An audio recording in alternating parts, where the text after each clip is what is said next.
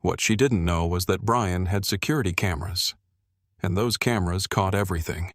Her lies were about to unravel, and Brian wasn't going to let her get away with it. She had no idea what was coming. But that's a story for later. Let's start from the beginning. It was early Tuesday morning when Brian Thompson pulled his car into the driveway after his routine morning at the office. The sun was still low, casting long shadows across the neatly manicured lawns of his suburban neighborhood. His small, yet well-kept house stood proudly at the end of the block, with a row of vibrant flowers lining the front yard and a few rustling trees swaying in the gentle breeze. It was an ordinary neighborhood, the kind that felt safe, predictable, until this morning. As Brian stepped out of his car, his gaze naturally shifted toward the front of his house, where his 2 trash cans typically stood, one green for recyclables, one gray for regular waste. But as his eyes scanned the driveway, something felt wrong. His trash cans weren't where they were supposed to be. Confusion flickered across his face, and he walked toward the curb, his eyes narrowing. He checked both sides of the driveway, peering into the neighbors' yards, hoping to spot them somewhere out of sight. But then his stomach dropped. In front of Karen Simmons's house, the neighbor he had always found overly critical, were his trash cans, sitting proudly on her pristine lawn. Karen, a woman in her mid-40s, was well known in the neighborhood for her need to control everything. She prided herself on having the perfect home and often had something to say about the way others maintained their properties. Her impeccable front yard and meticulously pruned bushes were her crowning achievements. Her hair, always perfectly styled, was a golden blonde, and her sharp blue eyes had a way of sizing people up. She wore a crisp white blouse and high-waisted jeans when she tended to her garden, exuding an air of superiority. Brian, a father of 2 young children, had always kept to himself, but had exchanged pleasantries with Karen on occasion. But this wasn't a casual misunderstanding. This was outright theft. His trash cans, which had been outside his house every week for years, had been taken without permission and placed in Karen's yard. The audacity of it hit him like a punch to the gut. He stood there, frozen for a moment, staring at the cans. His immediate instinct was to march over there and demand them back, but part of him hesitated. Could it really be an accident?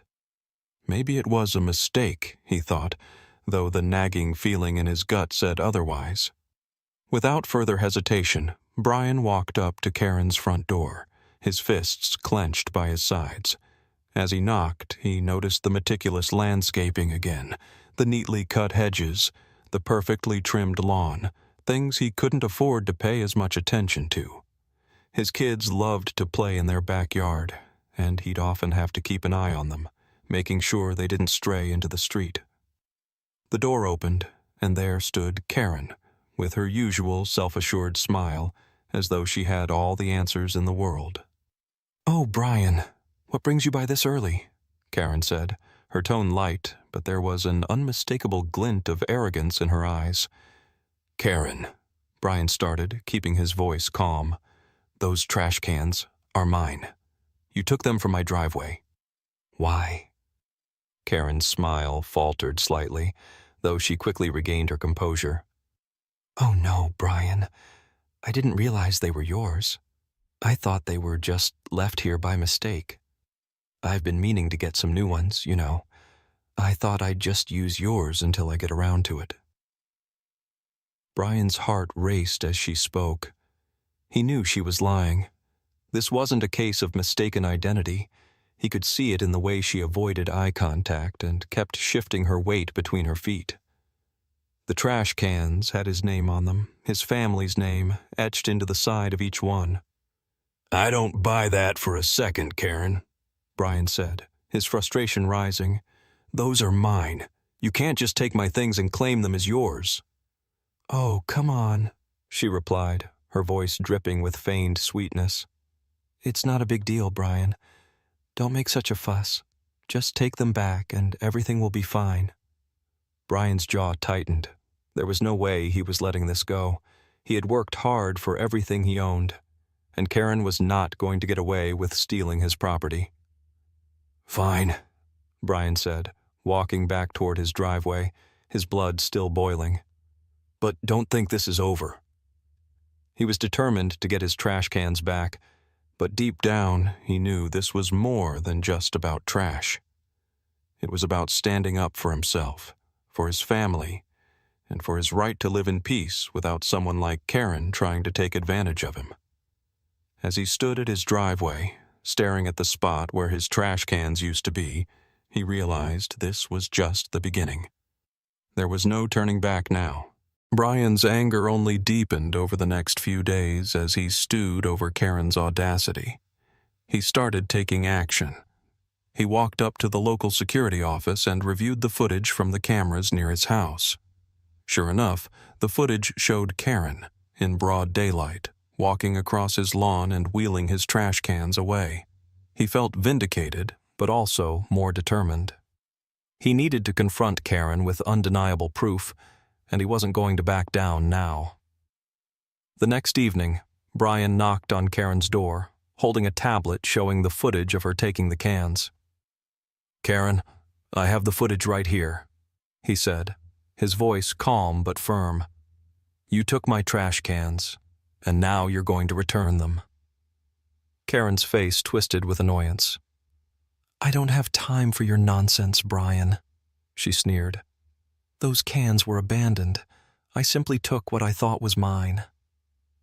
Brian felt a sharp pang of frustration. She was still lying, trying to wiggle out of the situation. "Don't think this will be swept under the rug. I'm taking this to the HOA. But that wasn't enough. The HOA, as usual, was indifferent, siding with Karen, a member in good standing. But Brian wasn't going to let it go. It was time for him to play his trump card. Brian consulted with a lawyer, determined to prove that Karen had stolen his property. He sent a letter to the HOA demanding that they act and pointing out how Karen's actions had violated the neighborhood's rules. But the HOA responded with apathy, as if Karen had some sort of immunity. Karen, now feeling emboldened by the HOA's lack of action, began mocking Brian whenever they crossed paths. She'd smirk at him from her porch, calling him petty. "You can't prove anything, Brian. Just let it go," she would say, taunting him. But Brian wasn't backing down. He gathered his evidence, strengthened his case with the security footage, and presented it to the HOA board one last time, this time with the threat of legal action. The HOA finally agreed to investigate.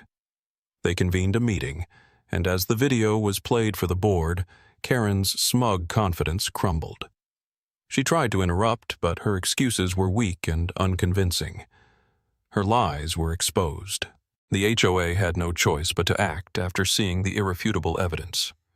Karen was forced to return the trash cans and publicly apologize to Brian. The HOA issued a formal reprimand, and it became clear that Karen's reputation in the neighborhood would never be the same. Brian stood tall, knowing he had fought for his rights and refused to be bullied by Karen. He didn't just win his trash cans back. He sent a clear message that no one, not even the most powerful in the neighborhood, could get away with such brazen theft. Karen, on the other hand, was now the subject of gossip and ridicule among the neighbors. She had lost her standing in the community, and everyone knew it.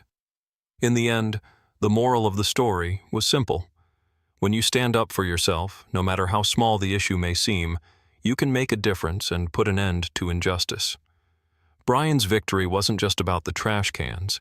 It was about making sure that no one, not even a neighbor, could take what wasn't theirs and get away with it.